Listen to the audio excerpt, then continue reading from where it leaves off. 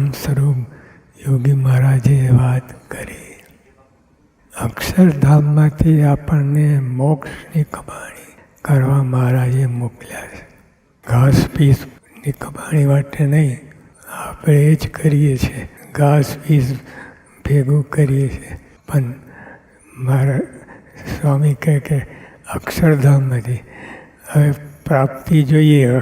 અક્ષરધામ તો આ ના ઘટે, ઘાસ પીસ પણ ભેગું કરવાનું, તો પ્રાપ્તિને અનુરૂપ આપણે ગોઠવણી કરી. અક્ષરધામમાંથી આપણને મોક્ષની કમાણી કરવા મહારાજે મોકલ્યા છે. મરતી કાન હલાવે તે ના હાલે. મરતી એટલે એક માદનું કૂતરું હતું અને એ પડ્યો આમ કાન હલાવે, ઊંચે સાથે કરીને વાત ના કરે. તો આ યોગી બાપા કે મરતી કાન હલાવે તે ના હાલે. શૂરવીર થઈને કામ કરી લેવું. ભગવાનના સંતની સેવા અબજો કે લાખોપતિને ન મળે. જો પૈસાની ગણતી નથી, પૈસા નાશન છે, તુચ્છ છે. એ પણ આપણને મને રહે છે, ભલે રહે, પણ આ માર્ગે ચાલો. આપણે મોક્ષની કમાણી કરવાની છે. ભગવાનના સંતની સેવા અબજો કે લાખોપતિને ન મળે તે મહારાજે આપણને આપી છે. ધારણા પાણા કરે, વ્રત કરે, દાન કરે, જપ કરે, ઊંધે માથે લટકે તો પણ ભગવાનની પ્રાપ્તિ ના થાય, પરંતુ આપણને સહેજમાં થઈ. ભગવાન આ ઋષિમુનિઓ જંગલમાં જઈને લાખો અસી તપ કરે, ભગવાનના દર્શન, ભગવાન ઝાંખી થતી નથી. તે આપણને કેટલી સહેલાઈથી મળી ગઈ એ વિચારા જેવું છે. એટલે આપણે ઘાસ પીસ ભેગું ના કરવું. આપણે ઘાસ પીસ ભેગું કરીએ છીએ આપણે, પણ તોય આવી પ્રાપ્તિ થઈ છે. એટલે આપણે તમ વસ્તુ પ્રાપ્ત કરી લેવી. ઊંધે માથે લખતો પણ ભગવાનની પ્રાપ્તિ ના થાય, પરંતુ આપણને સહેજમાં થઈ. આ વિચારા જેવી વાત છે. ભગવાન ક્યારેક કોઈને મળ્યા નથી, અને શ્રીજી મહારાજ એ તો મળ્યા જ નથી. અનંત કલ્પ વીત્યા તો પણ આપણે આ જોગ થયો નથી. એટલે આપણે મહારાજે કહ્યું કે આ સહેજમાં થઈ ગઈ. સહેજમાં સહેજમાં થાય એટલે મહિમા હોય નહીં. એ પણ વસ્તુ સાચી છે. જે વસ્તુ કિંમત હોય, પણ આપણે સહેજમાં એટલે બહુ સહેજમાં આપણે કિંમત નથી. પણ જો આપણે વળીએ અને આ લાભ કોઈને મળ્યો નથી, એટલે આપણે આ સહેજમાં મળી ગઈએ. મોટાનો આશરો થાય તો બેડો પાર થઈ જાય. યોગી બાપા વાત કરે છે, ભગવાનના સ્વરૂપનું જ્ઞાન થયું હોય તો કેવો કે ફરે. ભગવાનના સ્વરૂપનું જ્ઞાન થયું તો કેવો કે ફરે. સ્વામી માથે હાથ મૂક્યો, કેફ આવી ગયો. એ વધતું નહોતો કરાવતો. સાધુ કે અલ્યા તને આનો નથી મળતો, ત્યારે કે મારા ઉપર ગુણાતીતનો હાથ પડ્યો છે, તે વધુ શાનું કરાવું. જે એટલો તો કેફ થઈ માથે બીજાનો હાથ મૂકવા નથી, એટલો તો કેફ થઈ ગયો. પછી ખાવાનો સ્વાદ ઓછો થઈ જાય. પછી ખાવાનો સ્વાદ ઓછો થઈ ગયો. લોટ લઈ રોટલા શેકી ખાય, છાશ પીએ. એક જણે પૂછ્યું શું ખાઓ છો, ત્યારે કે મારે ખાવાની શી જરૂર છે. કોઈ રૂપિયો આપે તો કે ગુણાતીતનો હાથ પડ્યો છે, મારે પૈસા ખૂટે. અને કોઈ જો આગ્રહથી આપે તો ખાટલા નીચે ધકેલી આપી દે. કેવું કહેવાય. આપણને આવું બળ આવે તો મારું લોચો રહે નહીં. ટૂંકમાં આપણે એ સમજવાનું છે, એ સમજ્યા નથી બરાબર. એટલે ઘાસ પીસ ભેગું કરીએ છીએ, પણ ભલે આજે ઘાસ પીસ ભેગું કરતા, પણ તોય આ ભગવાન બાજુ વળવું, ભગવાન રાખવા છે. ભગવાન હવે તો સંકલ્પ જ ના હોય ભગવાન રાખવા છે એવો સંકલ્પ. પહેલાં તો એવો સંકલ્પ કરે મારે ભગવાન રાખવા છે, ભગવાન રાખવા છે. તો પછી આખું મરોડ આવે. પછી યોગીએ પર વાત કરી, ગવર્નો તાર આવે તો કેટલું કેફ ચડી જાય.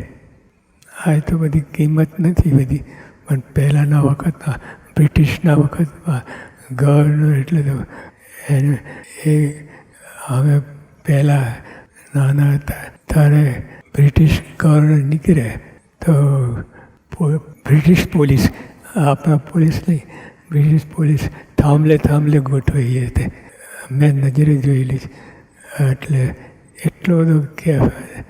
એટલે હવે એનો તાર આવે તો કેટલું કેફ ચડીએ. આપણને હવે હારી મુખોમુખ મળ્યા કેવી વાત છે.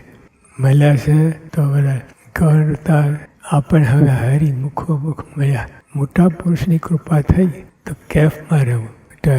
શાસ્ત્રીમાં યોગીઓમાં પ્રમુખ સાહેબની કૃપા થઈ તો કેફમાં રહેવું, બળમાં રહેવું. કેફ છક અને આનંદ રહે ત્યારે પ્રાપ્તિ થઈ કહેવાય.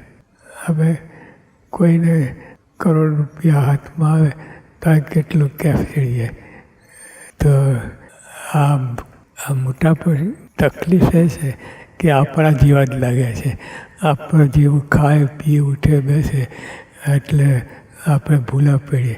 પણ મોટા પુરુષ શાસ્ત્રીમાં યોગીઓમાં પ્રમુખ સાહેબ મહારાજ એ ક્યાં ને આપણે ક્યાં, એ ગણતી હોય તો આ કામ થાય.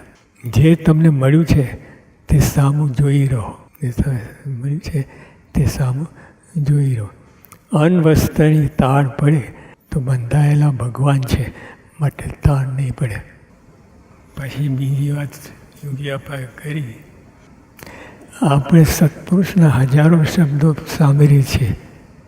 હજુ આ સરખામણી કરે કે આપણે હજાર તકલીફ એ છે ને આપણા જેવા જ લાગે છે. ઉઠે બેસે ખાય પીએ બધું યોગીઓ પર ખાય પીએ, પણ એ જુદા છે, અમલ જુદો છે. એ આપણે સત્પુરુષના હજારો શબ્દ સાંભળીએ છીએ પણ કાંટો ચડતો નથી. શાસ્ત્રી મહારાજ બોલાવે તો ઓહો મને બોલાવ્યો એવું થવું જોઈએ. હવે આપણે બોલાવે તો છે બરાબર છે, ઠીક છે, સારું છે એવું કહીને ઊંચું બોલી દઈએ. એવો મહિમા સમજાય તો મોટા પુરુષ દ્રષ્ટિ કરીને દોષમાં તો ટળી નાખે. મહિમાની બધી ખાદ છે. મહિમા અને ભેગા રહીને મહિમા સમજ તો પાંચમી ઘાટી છે. એ સમજાય જ નહીં, સામાન્ય જ લાગે. રોજ અથડાયા જે દુર્લભ વસ્તુ હોય હીરા માણિક આપણે જિંદગીમાં જોયા ન હોય, જોઈએ ત્યારે એનો મહિમા સમજાય. અને એ સત્પુરુષ એ આપણા એકદમ આપણા જેવા લાગે એટલે મહિમા સમજાતો નથી. હવે એવો મહિમા સમજાય તો શું પરિણામ આવે? એવો મહિમા સમજાય તો મોટા પુરુષ દ્રષ્ટિ કરીને દોષમાં તો ટાળી નાખે. એવું કેફ કાયમ રહે તો બ્રહ્મરૂપ થઈ જાય. અને એવું કેફ કાયમ રહે બ્રહ્મરૂપ થઈ જાય. શું બાકી રહે? ભગવાનના સંગની પ્રાપ્તિ થઈ. પ્રાપ્તિ શું? પ્રગટ મળ્યા તે. પ્રગટ મળ્યા તે પરમ કલ્યાણકારી છે. એથી ઉપરાંત કાંઈ કલ્યાણકારી નથી. આપણે તો બધું ઘણું બધું ઉપર લાગે છે, પણ એવું આવું મહિમા સમજાય ખરેખર તો મારે કંઈ એવું કેફ કાયમ રહે તો બ્રહ્મરૂપ થઈ જાય 100%. પણ એવું કેફ કાયમ રહેવું જોઈએ. આ માર્ગ તો ચાલ્યા છે આપણે, પણ એવો મહિમા સમજીએ તો કામ થઈ જાય. માર્ગે ચાલ્યા છે એટલું પૂરતું નથી. એવો મહિમા સમજાવી જોઈએ. ભગવાન આસાની પ્રાપ્તિ થઈ. પ્રાપ્તિ શું? પ્રગટ મળ્યા તે પ્રગટ મળ્યા તે પરમ કલ્યાણકારી છે. એથી ઉપરાંત બીજું કલ્યાણકારી નથી. સંતની સેવા બહુ મોટા પુણ્યવાળાને મળે છે. સંતની સેવા બહુ સંત એટલે એકાંતિક સંતની વાત છે. એની બહુ પુણ્યવાળાને મળે છે. સેવા શું થાય તેટલી નવડાવવા, ધોવડાવવા, જમાડવા, થાર કરવા, વાસણ ઉટકવા, ફૂલ લાવવા, હાર ગૂંથવા, એ બધી સેવા ભવ બ્રહ્માદિકને પણ મળતી નથી. આજે આપણે સેવા કરીએ છીએ પણ ભવ બ્રહ્માદિકને પણ ફાંફા પડે, મળતી જ નથી સેવા. તે આપણને મળી છે પણ આપણે બધું સામાન્ય લાગે છે, એકદમ સામાન્ય લાગે છે. એટલે આ જે લાભ થવો જોઈએ એ થતો નથી. બીજાનો તો પત્તો લાગતો નથી. આ તો પૂર્વના ભાવ પુણ્ય મળી છે. આપણે આ જન્મે દેખાતું નથી પણ અનંત જન્મના પુણ્ય વડે આ જો જયરામ બ્રહ્મચારી વાત કરી, કોને પુણ્ય મળ્યા હરિમુખો, એ કયા પુણ્યથી મળ્યા? આ દેખાય નથી પણ આપણને મળ્યા છે. એ સમજવાની વાત આ જ છે. એ સમજાય તો બેડો પાર થઈ જાય. સહજાનંદ સ્વામી મહારાજની જય.